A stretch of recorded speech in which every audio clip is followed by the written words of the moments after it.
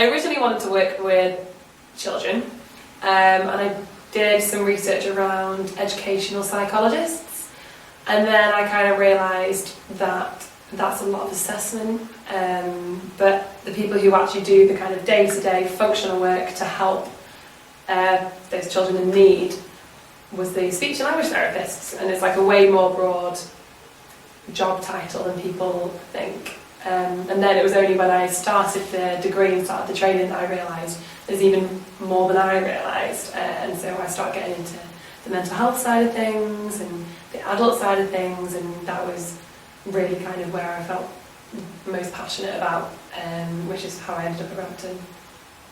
Yeah.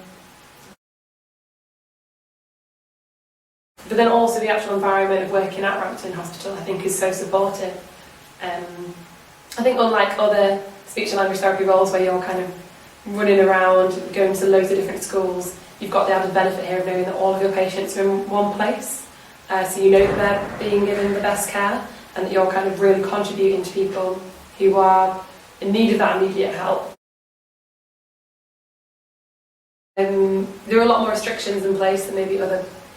speech and language therapy roles in terms of kind of what you bring in terms of staffing, because you've got to make sure that everything's safe. You can't run sessions unless you've got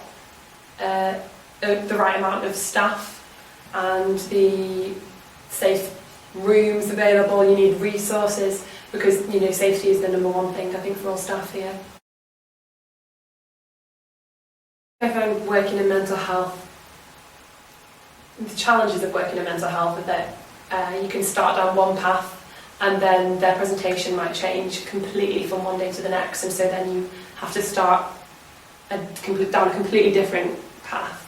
For example, you might be on emotional regulation and all this kind of stuff, and then the next day you'll be on self-esteem, the next day you might be doing voice work and stuff like this, because it's whatever is bothering that patient most at that time.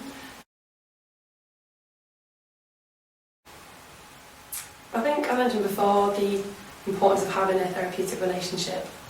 with a speech and language therapist is the key thing in this. So I think that anyone who's got these kind of rapport building skills and is just being friendly, I think is such a key thing. I don't think you can really you can't be successful as a speech therapist here unless you have a good relationship with the patient.